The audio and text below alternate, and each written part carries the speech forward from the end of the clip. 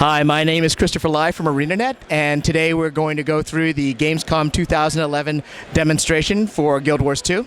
We'll be touching on character appearance customization, demonstrating the Asura, the Charr starting experience, and a big undead dragon boss encounter. Hope you are looking forward to it as much as I am. War Tower, I know I got the question, what is it I'm most looking forward to in Guild Wars 2? I've already found it. I love playing an Asura Thief.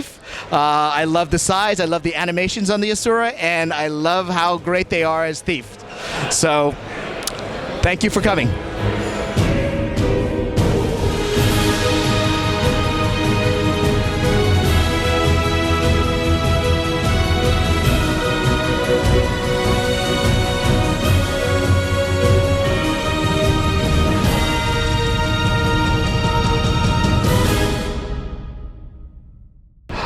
Hello.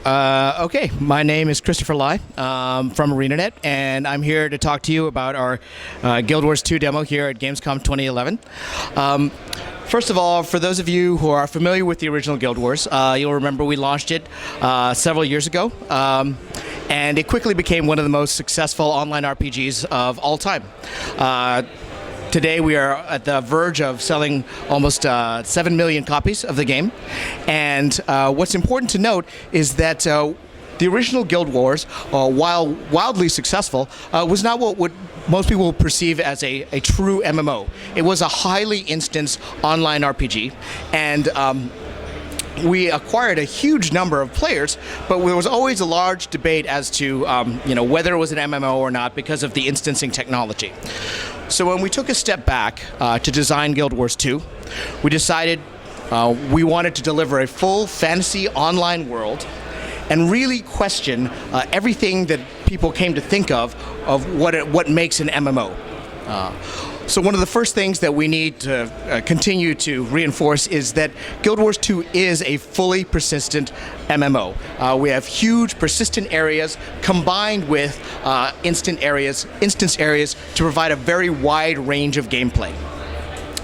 Now, I will talk very briefly about what we consider to be some of the main areas of Guild Wars 2, and then we'll start touching upon those in our demonstration.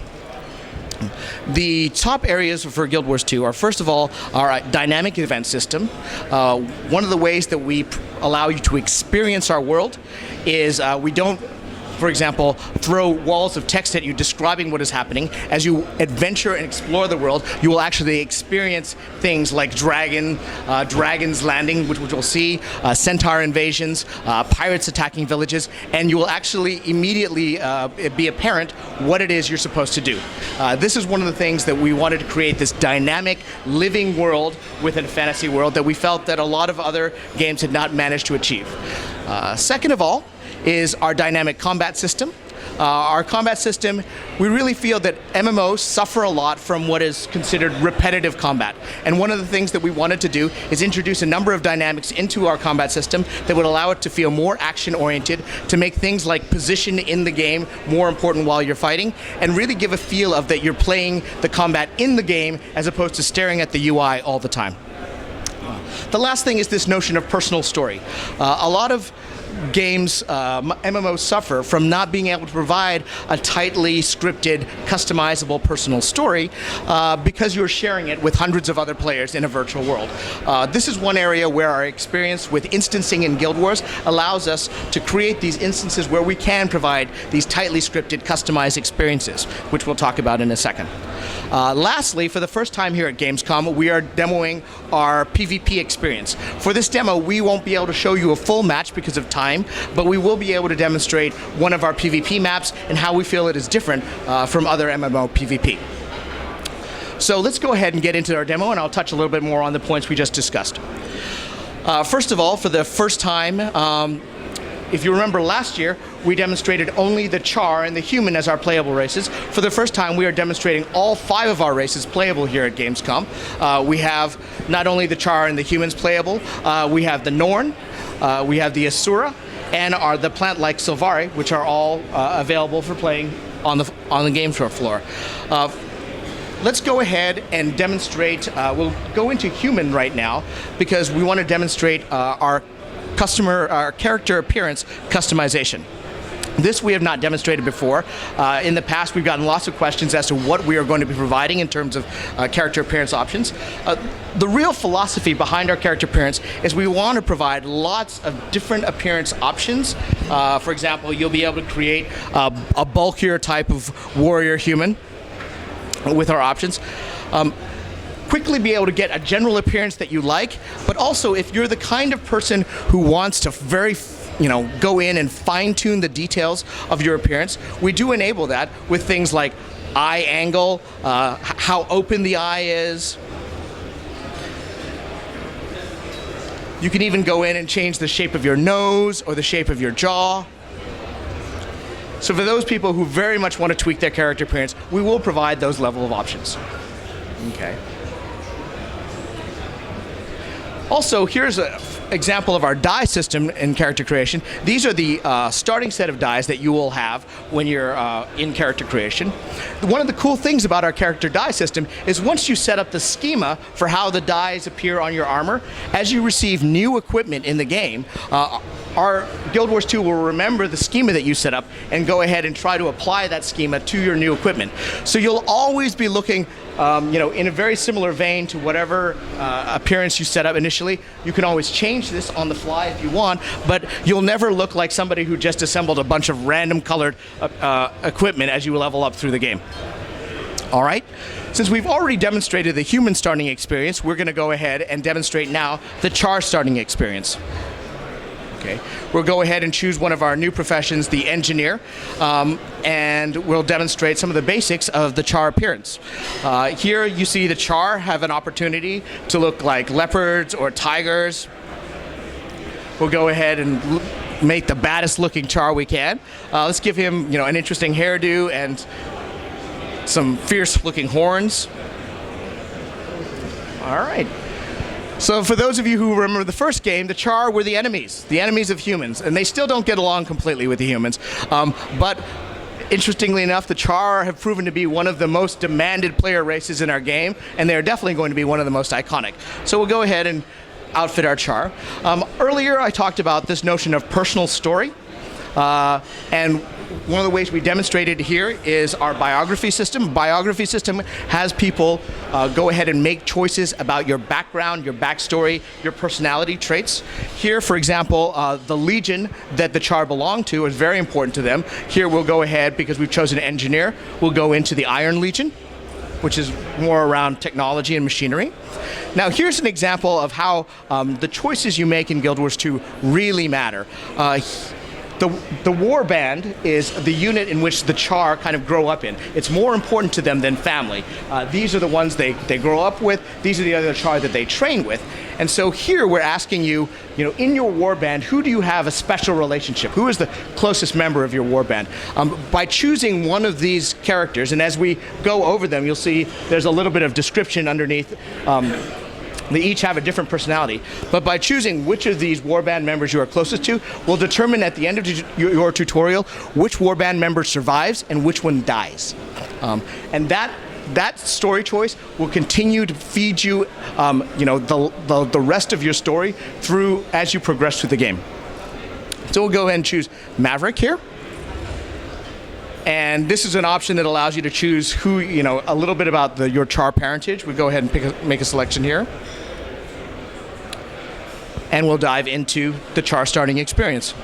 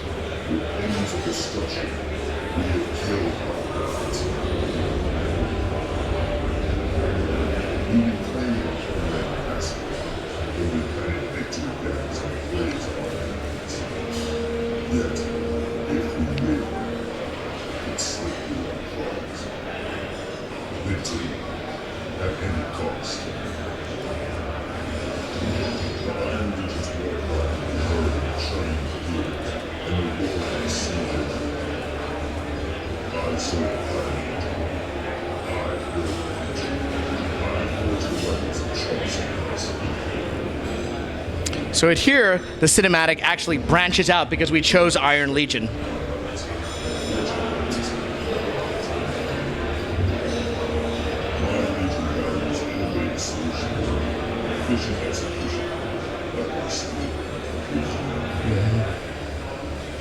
Centuries ago, humans stole its within satisfied its living dead. Today, we combine arms with Black Citadel, or self-imposed play of Iron Legion territory. I've been summoned to reinforce the whole. But the Ash Legion struck in the shadows of the Black Legion title. I will call it a machine. This is my story. All right, as we go ahead and load into the Charr starting experience, I just want to talk a little bit about the cinematic we just viewed. You'll notice that while we definitely have parts of our game that have a high graphical type of technology applied to it, we also don't want to discount the fact that we have one of the best concept art teams in the game's business. And so, for example, a lot of our cinematics are built off of the concept art that has been created for Guild Wars 2. All right, so we're going to go ahead and start the Charr starting experience.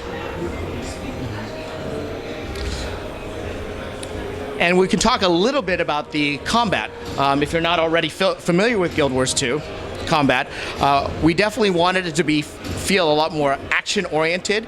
So again, you're looking and seeing what's going on in front of you instead of what's happening in your UI. One of the things that we enable in Guild Wars 2 is dodging, the ability to actually evade oncoming attacks and projectiles.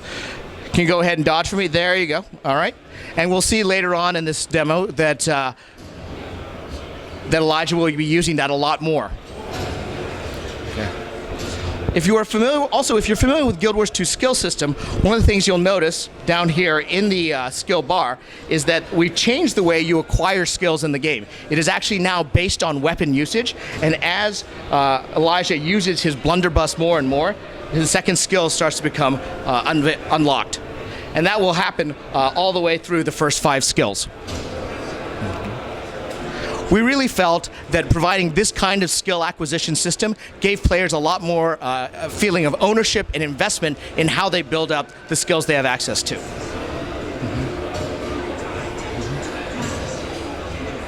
So he's just gone ahead and realized and unlocked his second skill, the net shot.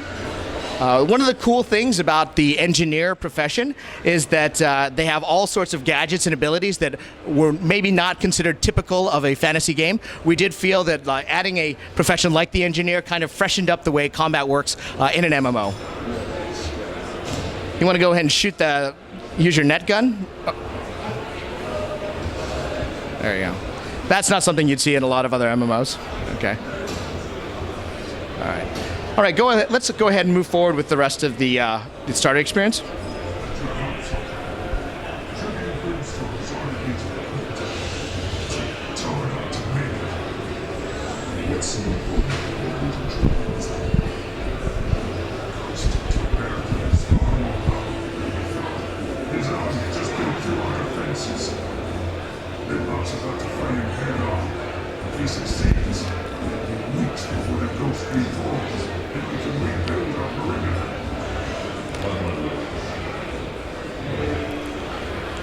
So if you remember the original Guild Wars, you may recall that Baradin is actually one of the big initial quest givers in the first Guild Wars game. In Guild Wars 2, he is now a ghost cursed to haunt and torment the Charr through his undead life. We've just been instructed to assist one of our primary Charr heroes, Ritlock Brimstone, in taking the Duke down in his crypt. So we're going to go ahead and head over to the crypt.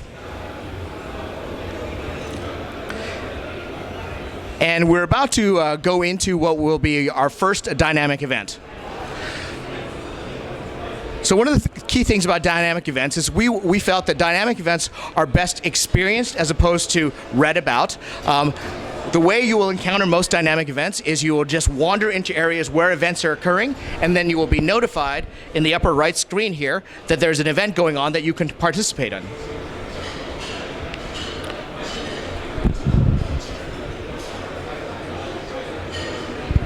So as you see, automatically we get a visual cue here that we are now entering a dynamic event to kill Baradin's ghost.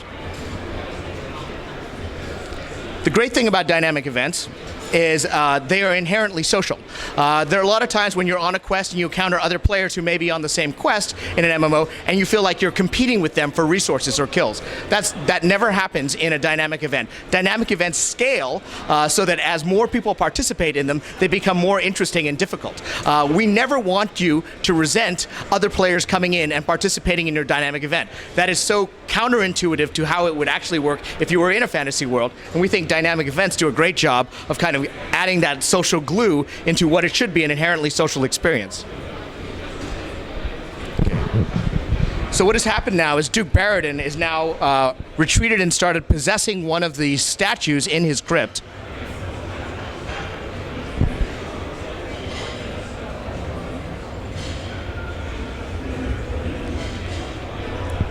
And this has now become an elite event. You'll see on the right that there is a progress bar on how far we are with the Duke Baradin fight. What I want to point out here is that at this point you are not even level 2. You are still a first level character, and we are trying to go ahead and have you confronting interesting opponents, interesting bosses. You're not going out and killing rats, and having interesting fight dynamics. If you go ahead and look, the red circles on the floor that are dropping down there, that indicate where Baradin is having rock from the ceilings fall on the ground. If Elijah could move fast enough, he could actually have dodged and evaded out of those red circles and not taken damage. One of the other things that Baradin does here is this mass fear attack that sends everyone reeling back.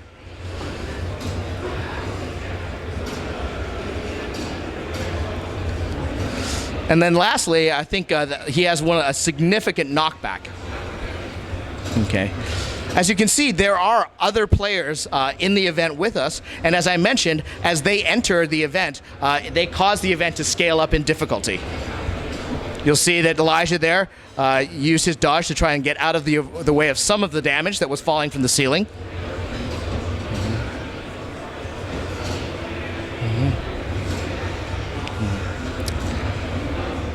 One of the other interesting things we did here, because of the scope and size of the Duke Baradin fight, we actually do a little bit of camera tweaking and pull back so that you can get the full scope of the battle.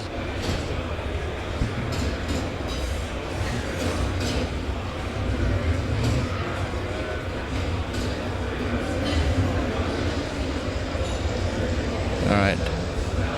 So it looks like we're almost done with the fight. We should be able to take him down momentarily.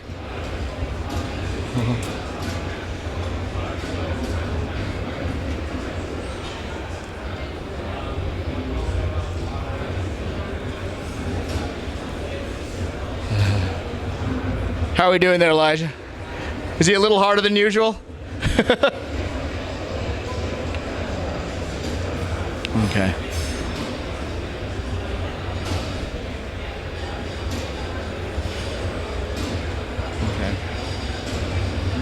Almost got him.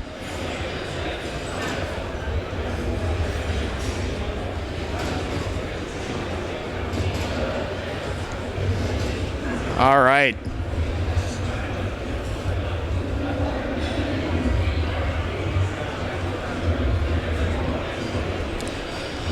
Okay. So we'll go ahead for time reasons and move into the higher level content that we've got to demonstrate today.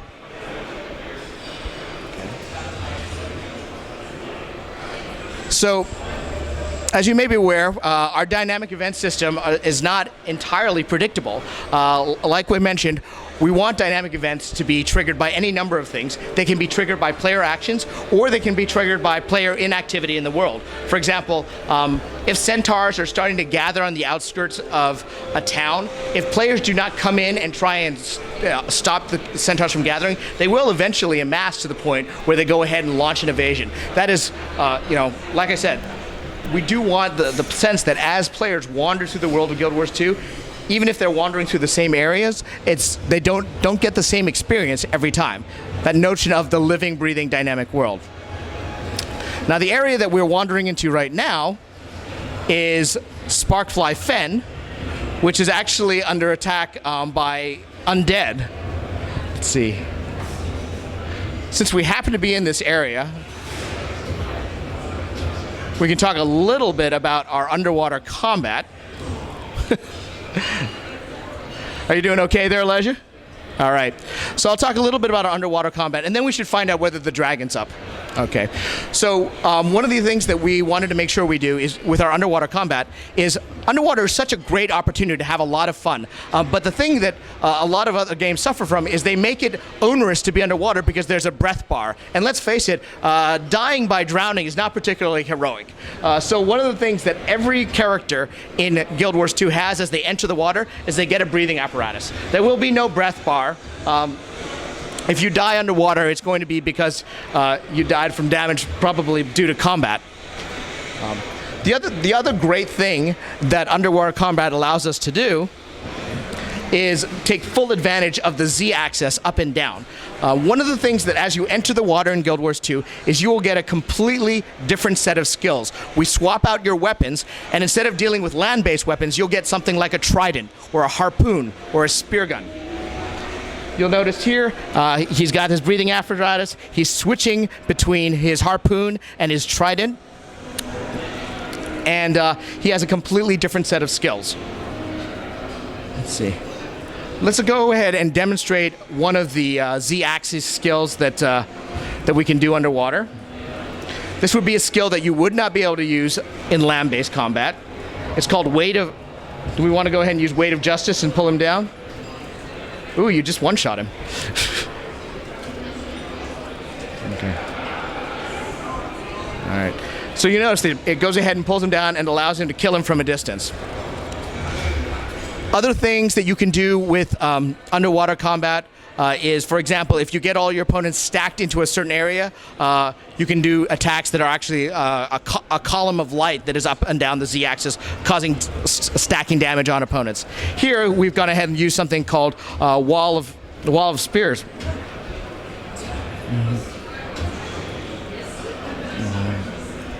So suffice it to say, we're not going to show a lot of underwater combat, but there's a huge amount of Guild Wars 2 that actually is underwater that you'll want to spend playing and exploring this world without, again, having to worry about dying by drowning.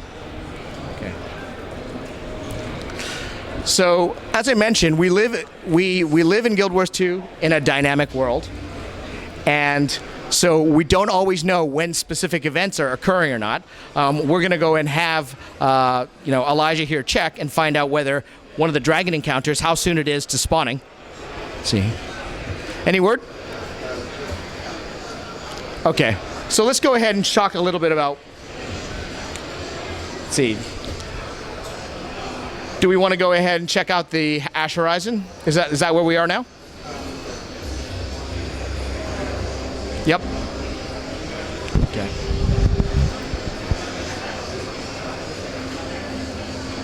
All right. So one of the things here that you'll see is we're going ahead and going into a mid-level event.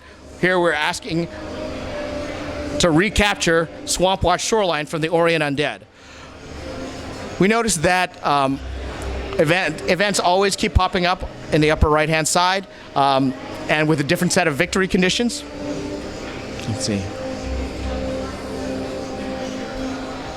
Okay. Do you want to head over there, or? Okay. So one of the things that we can talk about here is the fact that we now have the Asuran race playable. You notice they are one of the smaller races. We went ahead and made sure that they look and feel and play differently from some of the other humanoid races. They often get played for a little bit of comic effect, and so their animations, if you want to show some of the animations, Elijah, of some of the animations of the Asura.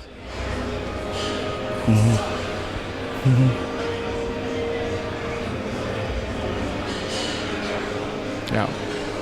they're just a little bit more playful and will play and feel differently from some of the other races in Guild Wars 2. Okay.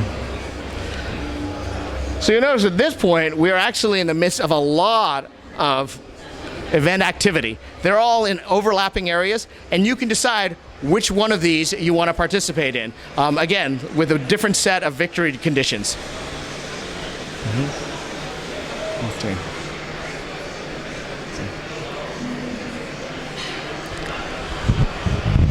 So let's go ahead and find something to fight, and we can talk a little bit about the Guardian combat style. So the Guardians have three. The way the Guardians work is they are a heavy armor profession. They have a number of abilities that allow them to both do damage, burning damage. They allow themselves to heal and regenerate, as well as take damage. So they really are, in some ways, they can be an excellent support profession in groups. If you look up here, they have three what we call virtues that allows them to use abilities on other players in order to make other players do more damage, heal up, or take more damage.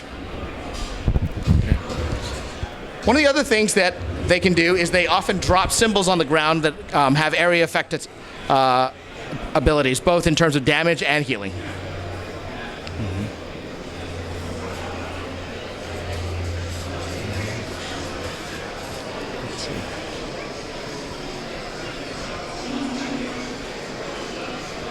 All right, we've just been notified that there's a new event, Clear the Undead out of Fort Cadence. We can go ahead and try and take advantage of that one.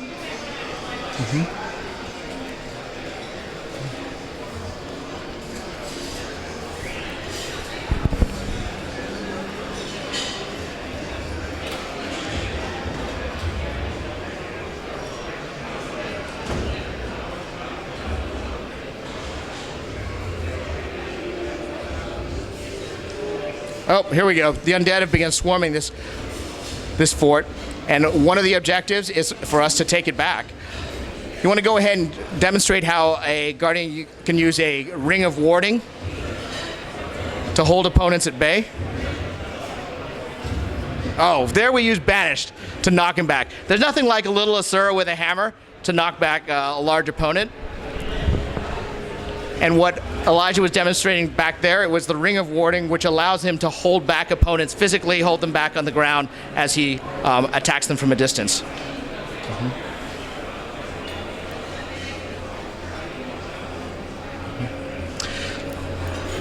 So while we go ahead and look for other dynamic events to participate in, I just wanted to talk about the fact that with Guild Wars 2, one of the things we're trying to really deliver is this overall large scope world, which gives players lots of different choices. We've demonstrated different choices in terms of the races you can play, the profession styles that we enable.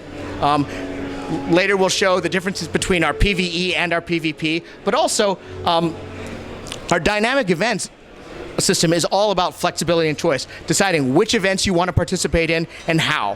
One of the big boss encounters that we're going to demonstrate here is there are a lot of different moving parts, a lot of different ways to participate in the event, depending on your skills and abilities. Let's see. Okay. So Elijah, are we going to be able to spawn the dragon soon, or a couple minutes? Let's see. Well, this would be a good time for me to take any questions while we wait for the next dynamic event to go off. Yes? So, what initially got you to drop the energy costs of active abilities? So why did we decide to move away from the energy costs? I think there's a lot of discussion over that. One of the things was the whole potion mechanic, I think, was highly controversial. Looks like the special demo opportunity is up. Excellent. But that is actually something that we should probably talk to one of the skill class designers like John Peters to get the full scoop on. I don't want to speculate on it, but you're right. There has definitely been a change in terms of like how the energy bar is used. Right now, we have the sole use of the energy bar here is to handle the dodge ability. Okay.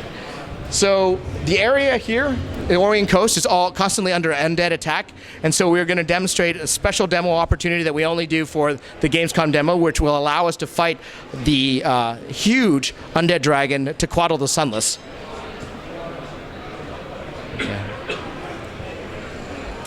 Unfortunately, we're in full swing here with the rest of the players, so we actually have a decent chance of taking him down.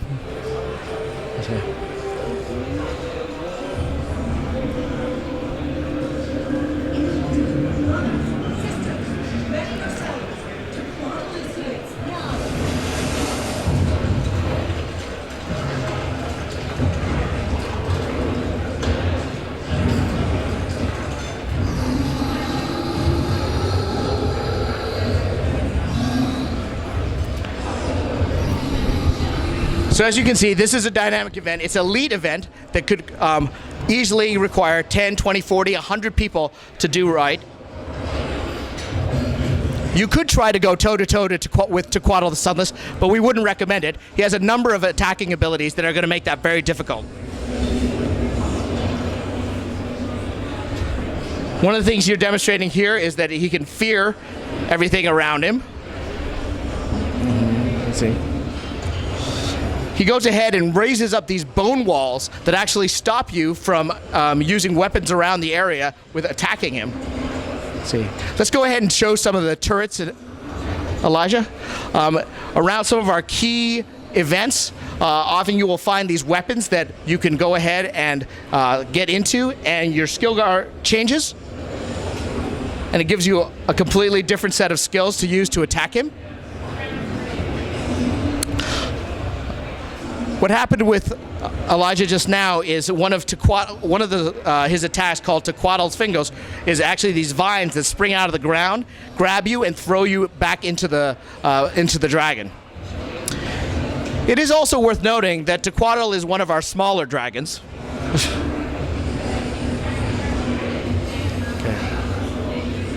So definitely one of the most effective ways to attack this dragon would be to get into one of these turrets and strike him from a distance. Especially when he goes up into the air. One of the things that Elijah is showing right now is our ability to revive other players. That's one of the things that we haven't touched upon yet, but we have no dedicated healing profession in Guild Wars 2. Everybody has the ability to self-heal to some degree, as well as revive other players on the battleground. And we find that this actually provides a great social experience and allows you to keep the pace of the fight going well. Let's see. Do we have the Mega Laser up? Let's see. Yep, I think we just fired the Mega Laser, sorry. So over here is a Asuran device called the Asuran Mega Laser. In this particular fight, when it goes off, it actually puts Tequatl into a vulnerable state. As a result, it is one of the first things that the undead go after, so one of the parts of the fight is making sure that the Mega Laser stays defended.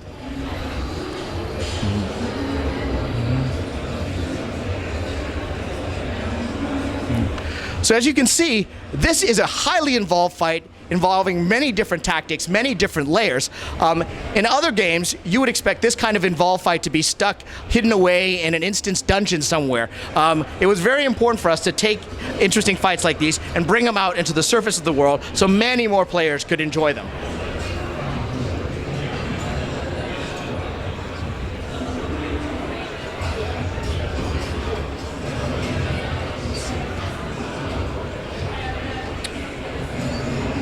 You're gonna have to make sure that you stay healed. All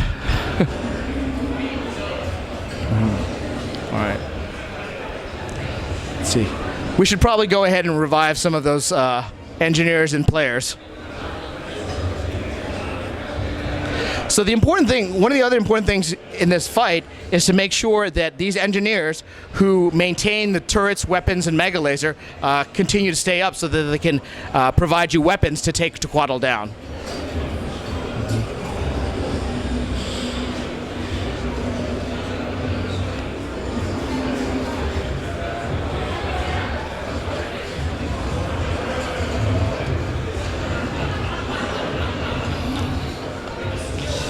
You know, I was really hopeful that we would be able to take Tequatl down in this demo, but I don't know if we're going to be able to. A lot of the players are down. We can try rezzing them, but it looks like it could be tight.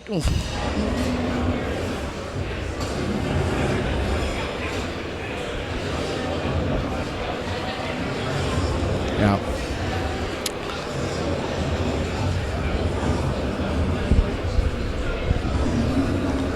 You know what? For time's sake, I think we probably should move on to the PvP section of the demo. All right. Sorry, guys. I was hoping to show you a dragon kill, but it doesn't always work that way. The last part of the demo before we go into the Q&A is, like I said, we're not going to have time to actually demo a full match, but I did want to demonstrate that we do have PvP playable here at the show. We are partnering with the ESL down in Hall 9. We have 5 versus 5 PvP, and we will have 2 exhibition matches in the ESL booth. So the map that we are about to go into is called the Battle of Kylo. We demonstrate primarily 5 versus 5 here at ESL at Gamescom, but we will be able to right now go up to as high as 10 versus 10 on some of these maps. You'll see here, this is a PvP map with a red side and a blue side, and with 3 major control points. The first side to hold those points and get up to 500 will be the winner. But let's actually go into the map, and we can show some of the things that make our PvP a little bit different. Let's see. So one of the things that Elijah's showing right now is that movement, just getting around the map itself, is going to be very, very important. Each side has a trebuchet. And if you look down here, the control of the trebuchet is not an auto attack type device. It actually is going to require some skill and experience to properly handle a trebuchet, and correct handling of the trebuchet is pretty much one of the major factors to victory. Okay. So one of the things that Elijah just demonstrated is that this map is filled with destructible environments. That's very, very different from a lot of other MMO PvP type maps. The cool thing about destructible environments is that it will completely be able to change the way the game play out. How the game flows, what areas are easier to control, what you have access to. These are all going to be changed by what things you choose to destroy with your trebuchet. Now we're going to just demonstrate, like, getting from the trebuchet to one of our control points requires a pretty good knowledge of the map and being able to move through it. This is the clock tower. This is going to be one of the key control points for the map. And as we demonstrated with the trebuchet just now, if we were in an actual map, there could be an enemy trebuchet firing down on this location, making it very difficult for me to actually hold and control this point. The last thing that I just want to get across with the map on this PvP map is that it has a lot of vertical surfaces. Moving about, getting up and down the map is going to be very important and going to lead to some very interesting control battles.